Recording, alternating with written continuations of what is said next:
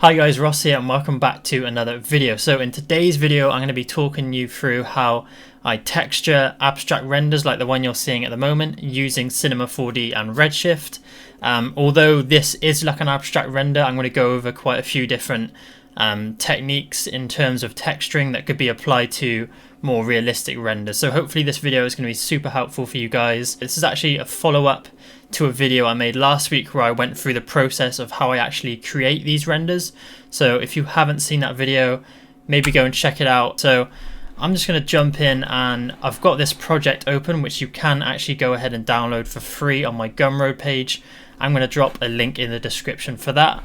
And you can see with this texture it looks fairly involved. So what I'm going to do is actually just create a whole new one and talk you guys through how we get to this result we're seeing on the left hand side. So I'm just going to apply this new material, and now you can see we have this basic shiny grey material. So I'm going to open this up by double clicking, and let's just reduce this down. I'll make sure I'm not covering the webcam. Okay, cool. So the first thing I'm going to want to do is I'm just going to open this window a little bit. I'm just going to want to add some roughness to this reflection. It's a bit too shiny at the moment, so I can just crank this up to soften it off and give it a bit more diffuse. And I suppose the main kind of style of this material was that subsurface scattering effect we had going on. And I'm going to kind of fly through this bit just a tiny bit because I have a separate video on how to create subsurface scattering in Redshift. But essentially I'm just going to input some settings into here. So you have your transmittance color and your scatter coefficient. Your transmittance color essentially is basically the color that the object is going to come back as, depending on how far the light is penetrating the object. So you can see as I increase the absorption scale, we can see more of this blue color that we've inputted. And I'm going to change that to this green color we have in the background. So maybe something like this, and just bring that absorption scale back just so it's not as green. Maybe make it a bit more vibrant and a bit darker.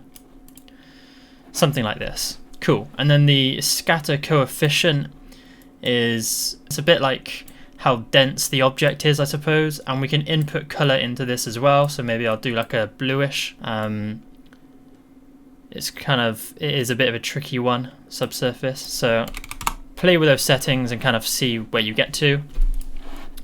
But you can see we have this nice kind of glow of green going through it now, which is due to the lights which are shining through the back of it. But already we're at a pretty good starting point. So I suppose the main kind of feature of this other material is how we have the black and green kind of blending between the two. So it's almost like two different textures. So I'm going to run through how I created that. And it will seem a bit complicated at first, but trust me, if you just hang in there, it will all make sense. So we have our first material here. And essentially what we're going to want to do is create a second material and layer that over the top. So I'm going to press Shift C, and that will bring up our kind of node finder here, bring up a separate window. So what I'm going to do here is just plug this into the surface. So now we're using this new material that we've made, and this is all within the same material. So it hasn't created a new material in the material palette, it's just created it within this one material we made in the first place. So for this one, I just want it to be like a really dark color, so pretty much black. And we can leave that reflection in. And the next thing we want to do is actually just blend these two together. So for that, we can use something called a material blender, which makes sense. And what we want to do is plug our first material, so this is our green material, and plug that into the base material and base color. So that essentially is, like it says, it's going to be the base color for this material blender. And then the next thing we want to do is plug our new material, so our black material, into the layer color 1. So basically what that means is we have the green material, and then one layer above it we have the black material. So if I was to plug this in to the surface now, all we can see is that green material we had originally, and that's because we need to go onto the material blender and we have a blend color here. So essentially black means it's not going to show any of the material at all, and if I change this to white, it's going to change it to that black material. So if I was to set it at something like a 50% grey, we've now kind of got a blend of the two, and you can kind of dial this in as much as you like. And that's not really the effect we want, because what we want is just some speckles of that black material to show through. So the next thing we can do is press Shift C again, and I'm going to get a noise, and we're going to use just the normal noise, which is the Redshift Noise. And I'm going to plug this into the surface just so that we can see the noise by itself and have a look at what it's looking like in terms of like shading and pattern. And in this case, I'm going to use the sow noise, and we're just going to scale this down. So the way Redshift works is actually if you increase the number for the overall scale, that's actually scaling it down, because it considers scale as how many tiles it is for that noise. So before we had 0.1, so it wasn't really tiling at all, which is why it's so large. But if we set that to 1, it's actually decreased that scale. So we want to use this for our mask. So essentially how this will work is anything that's white within this noise is what it's going to show of this black material, and anything that's black it's not going to show. So I actually want to invert this so that there's less white areas and more black areas. So another node we can use to help bring some more contrast into this noise is a ramp. So I'm going to press Shift C, type in ramp and grab that, and plug the RS noise into the ramp and plug the ramp into the surface. So the ramp is quite a popular node in terms of like texturing in Redshift. You can use it to recolor images, you can use it to add contrast, and just like you'll see when I'm using it here, I can drag this black slider in, and it's basically kind of like a curves or levels adjustment. It's starting to bring those black values in, and it's starting to crush some of those white ones. And what I could actually do is invert this gradient, so move the white to the left, and then just bring the black in, and now we've just got a few of these white spots. So if I bring it all the way in like this, maybe bring the white down a bit, and then we get something like this, and then just bring the white up. So we've got just white and black, no really in between, because we don't want the black to be like semi-transparent in any parts. It's either there or it's not. So now what we can do is use this noise that we've created as a mask for our material blender. So I'm going to plug the ramp into the layer 1 blend color, and now if I plug this into the surface, you can see we have these black specks on top of the green material. So with this material blender you can have up to 6 layers. So you could have 6 different materials stacked on top of each other with different masks. And in this case I have used the Redshift noise, however you can use the Maxon noise, which is what I typically use. So if I plug that in, and let's just have a look at the surface, you have a lot more options for noises here. So I can scroll through this, and I believe the one I actually used was the Booyah one, the Booyah, and I just brought that down just because it kind of gives you a similar effect, but there's a bit more variation to these shapes. So if I just plug that back into the surface, you can now see we've got a completely different look. And this is the great thing about using noises, is that it's all procedural, so you can go back in and tweak these settings whenever you fancy. So the next thing I did was actually used that same noise as a displacement. So what I'm going to do is press Shift C, displacement, and I can then plug this ramp into the displacement, into the texture, and then plug that into the displacement on our output. And at the moment you can't see anything, and that's because when you're using Redshift you need to select your object, add a Redshift tag, and make sure you have your displacement enabled. So now we can start to see that this black material is starting to stick out of our green object, and it's probably too drastic at the moment. If I was to go to original size and zoom in to 100%, and maybe just select a small area, you can see that it's sticking out quite a bit, especially in these areas you can see. So I could just dial that back down to maybe like 0.2. And what this does is just gives us like a nice kind of light around the edge of this black material just to help it stand out a bit more. So at the moment we've got a fairly simple setup, but you can see just within like a few minutes how we've been able to build quite a nice looking material. So I'm just going to turn that off and make it fit the window. And I suppose the next and kind of like final steps of this texturing is using noises to just add some more variation to the texture. So what I'm going to do is press Shift C again and find a max on noise. Okay, and I'm going to plug that into the surface.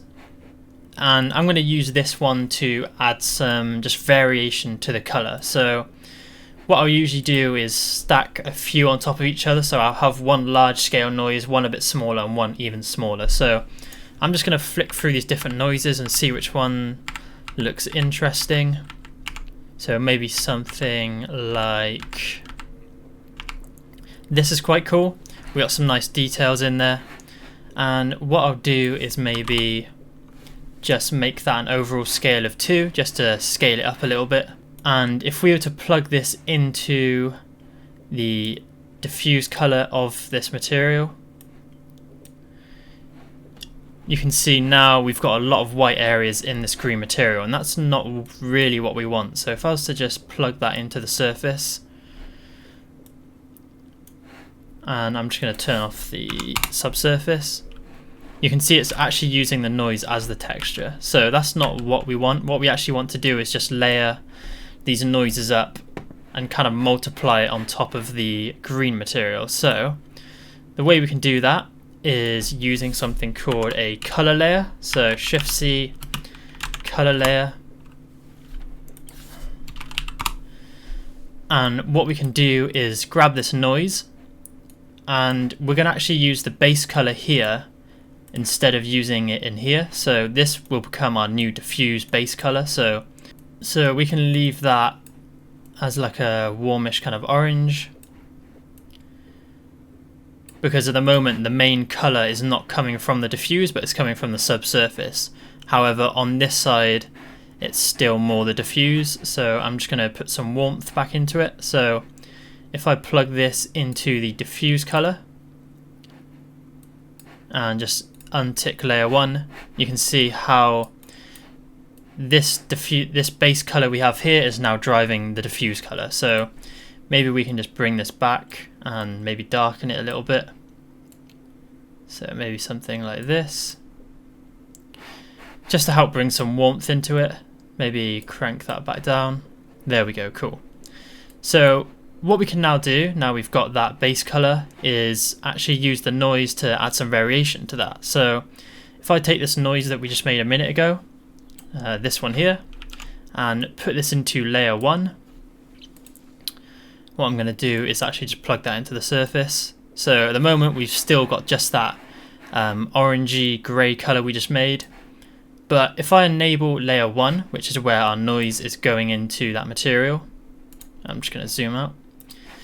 If I enable layer 1, you can see we now have that noise. However, it's got rid of that grey orangey color we made a second ago. But what we have with the color layer is a blend mode, and if you've used Photoshop or After Effects or kind of any of those programs, you'll know what these blend modes do. So for example, multiply we know will eliminate any white from an image. So in this case, if I select multiply, we now have that original color back that we had. So we've got that nice kind of warm grey, but it's overlaid that black noise over the top. So what we can now do is use this mask, which is basically like an opacity, and just bring this down. So now we have that nice color we had originally, but we've got some texture breaking it up just a little bit. So if I plug the material blender back into the surface, we now have that nice warm color, and we've got some subtle texture in there as well. And the great thing about this color layer is that we can stack these noises up on top of each other to create some really cool results. So if I just plug that color layer back into the surface, I can add another noise into layer 2, and maybe I'll change this one and I'll just enable it for starters. So I'll scroll through the noises, see what I can find. Maybe something like this, and then I'll make it like really small, so like 0.1, maybe go even smaller, 0.05, just so we got some really finite details in there. Maybe like 0.3, cool. And then all we have to do again is select multiply, and now we have that like speckled material overlaid on top of the other noise that we had. And we can probably dial this back, so maybe like 0.5. And if we plug the material blender back into the surface, we are now starting to add some more variation. So the next step I took with this material is essentially using this idea of blending noises again, but instead using it to create a bump map. So a bump map is similar to displacement, but it's more subtle, so you could use it for just kind of surface imperfections or just small little details, as opposed to displacement, which is a lot more drastic. So I've made a new noise and I'm going to plug this into the surface just so we can see what we're looking at. And actually this is fine as it is. So what we could do instead of creating another node is actually just create a bump map. So Shift C, bump map, and just plug that same noise into the bump map, input, and then that goes into our material and bump input. And now you can see if I was to put this to original size and scale in, and I'll just render out a small portion, you can see how now we're getting those details within our object. So it's added that texture into the bump of the material. So this is probably a bit drastic, so I can just reduce the height scale, so maybe 0.1. Just something really subtle, so we get those reflections back, but it helps to break it up a little bit and just add a bit more detail and variation to your material. So even 0.1 is quite a lot, so maybe 0.2. We're just going for something really subtle here. That's probably too little, so maybe 0.05. Something like that is quite nice. Cool, so that's looking pretty good, but we could add another noise to add some more variation to the bump. So I'm going to control and drag this noise to create a new one. And let's just plug this into the surface. And let's just turn off that and fit it to the window, and we're going to use a larger scale for this noise. Maybe something like this is quite cool. And again, we're going to create a bump map, and kind of like we did with the color layer, we're going to create something called a bump map blender, or yeah, bump blender. And basically what we can do is plug that original bump we had into the base, plug another bump into the bump input 0, which is basically another layer above that base bump map. And I'm just going to tidy this up just a tiny bit. Bear with me.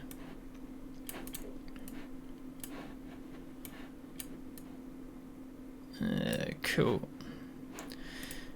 And this kind of works like the color layer. So we now have two bump maps going into this bump blender. So I'm going to plug this bump blender into the bump input and then plug the material blender back into the surface so we can see our material.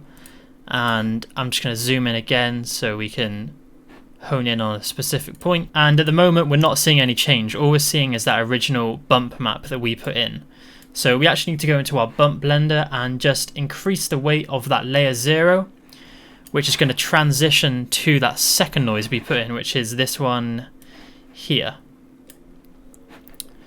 So what we need to do is actually blend the two, and there's a simple button we can press to do that, and that's Additive Mode. So essentially it's going to work like the blending mode where we changed it to multiply on our color layer.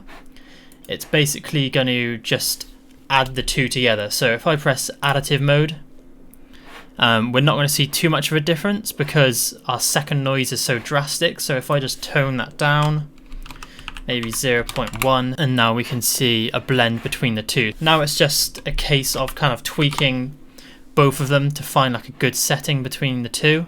But this is how you can stack different bumps on top of each other. And this is all just to add more variation and more detail to your material. And this is essentially how I built the material for this abstract render. If we look at the original material, it pretty much looks exactly the same. The only thing I've done is I've used a, what's it look like? Oh, I've used a bump in the black material as well. So that's really the only difference, but hopefully with everything I've gone through, you would know how to do that. So that is the video on how I created the texturing for this abstract render. Hopefully you can take these techniques and methods and translate that to any type of render you would want to make in Redshift. And if you have made it this far through the video, I really appreciate you watching it. And just a reminder, you can download these project files on Gumroad. The link will be in the description. It's just gumroad.com/IamRossMason. And they're all free to download, including the one that we just worked on a minute ago. So you can actually go and get that original texture that I was using, as well as a bunch of other project files on there. And I'm constantly updating it. Usually I tell my followers on Instagram when I'm uploading, so if you're not following me there, I'd really appreciate you going and checking out my page there. It all means a lot. All the support is really, really appreciated. So thanks again for watching the video. If you did find it helpful, hit that thumbs up. If you want to see more content like this, hit the subscribe button and hit that notification bell so you know when I upload. So thanks for watching, guys, and I'll catch you in the next video. Peace.